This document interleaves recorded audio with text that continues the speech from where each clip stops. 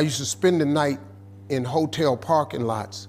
What was I gonna do? I ain't had nowhere to stay, so I lived in the car. I had $35. And I said, come on, God, man, I've been trying to make this dream come true. You done left me out here like this. And I was crying so hard that he just said, I didn't like hear a voice or nothing, but he spoke to me, and however, he said, if you get up, I'm gonna take you places you ain't never been. Now I was finna quit. So I said, skip it. I'm gonna quit anyway. So I got in my car, I went to a payphone, and I was gonna call my dad. You remember back in the day where you could punch in a code and call your answering machine and get your messages?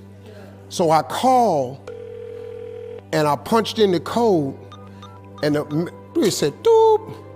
He said, hey, Steve, this is Chuck Sutton with Showtime at the Apollo. We saw a tape of you. You're very funny. If you could get here Sunday night, we'd love to put you on television. Call me back, let me know if you can make it. So I hung the phone up, I'm crushed, because my whole dream of being on TV, and I couldn't get to New York. I got $35. How I'm gonna get to New York? I can't make it.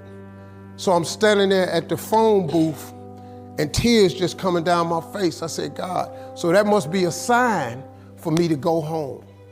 Because this it, I ain't even got the money to go to the Apollo. My whole thing, I wanted to be on TV, I couldn't even make the dream come true. This is the most messed up moment. And so I said, man, let me call this dude back and see if he said this Sunday. Because maybe he said next Sunday, and I can hustle up a little bit of money or something. I don't know what I'm gonna do, but let me just call him back. So I called him back. Steve, this is Chuck Sutton, Showtime at the Apollo. We saw a tape of yours. You're very, very funny. Look, we have an opening Sunday night at Showtime at the Apollo. If you can make it, we'd love to put you on TV. I said, it's this Sunday. Before I hit the button, I heard, doop, you have another message. Now, it wasn't there before. So I punched my code in. I listened to the second message. It said, Steve Harvey, this is Tom Sobel from the Comedy Caravan. This was a Thursday. He said, I have a gig in Jacksonville, Florida on Friday night that pays $150. If you can get there Friday night, you'll make $150. So I called him back and I said, hey, Tom, did you get a gig away? He said, no, it's still available. He said, can you get there? I said, I'm in Pensacola, Florida. I'm 3.5 hours away. So I drive to Jacksonville, Florida, and that night I made the 150. The club owner said, man, you funnier than the guy we hired. If you stay tomorrow night, I'm gonna give you another $150. So now I got $300 now. So I get on the phone, I call Chuck Sutton. I say, hey man, is the gig still available at Showtime at the Apollo? He said, yeah, we got one opening left. I said, I'll be there. So I called Eastern Airlines, who used to be open back then. They had a special for $99 going from Jacksonville, Florida to New York round trip. So I parked my car at the airport. I got it.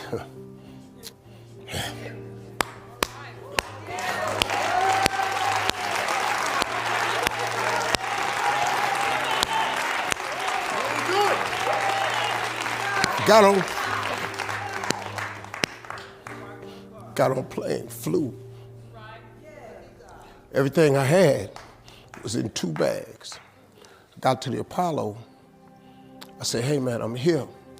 I got there at 11 o'clock in the morning. He said, you can't stay here because you don't come on to the late show tonight.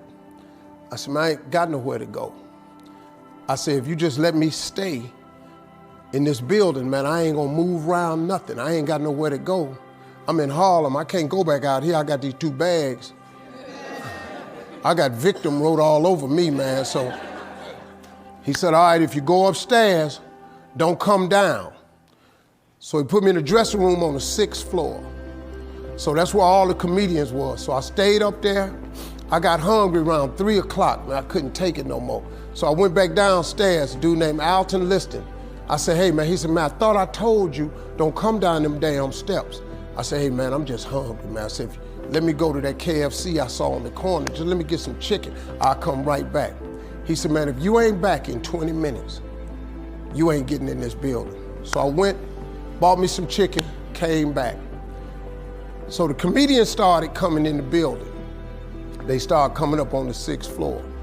So I meet this guy named D.L. Hughley. I introduced myself, he introduced himself. I'm sitting there, another guy come in named Dwayne Johnson. Then this other dude walked in named Jamie Foxx. And I introduced myself. We don't know each other, ain't none of us famous. It's 1991, man. They gave everybody the lineup. I was on the last show of the night. I don't go on to 11 at night. I done had this 4 pieces of chicken. I'm starving, man. That chicken done wore off. I'm nervous, man. I'm about to throw up. D.L. Hughley went downstairs. D.L. Hughley got booed off. Dwayne Johnson got booed off. Jamie Foxx went down there and got booed. They booed Jamie, then Jamie started singing. And then they started clapping. And Jamie had their ass, then he went back to them jokes, and they got his ass. So I'm walking down the steps and I see Jamie sitting on the steps. I said, hey man, hang in there. He said, man, that ain't never happened to me before, man. This is crazy. This Jamie Foxx, man, one of the most talented people in all of comedy. And now, you don't even know how nervous I am, man. I can't even, my breathing is shot because these dudes been booed. So I walk out, I had wrote this joke. Mike Tyson had got in a fight in Harlem with this heavyweight named Mitch Green. Mike Tyson had hit the dude in the eye in the store. Now he was on the news, his eye was swollen. So the joke I wrote was, they was interviewing Mitch Green and he was telling everybody what happened, but his eye took over the interview. And I wrote this joke that his eye started talking and was just, I tell you what happened. The heavyweight champ's fist is coming towards my face. I just said, Lord, Lord, Lord. And I wrote this whole joke about this dude's eyeball talking. And when the punch came, and all this here, the Apollo, man, they went crazy. They lost their mind. I got a standing ovation, man. I walked off stage, man, just started crying. I couldn't believe it. They paid me. I made $750 for being on TV for one night. I'd never made $750 telling jokes in one night. And so that was my first television appearance. A couple weeks later, Sinbad was the host of the show.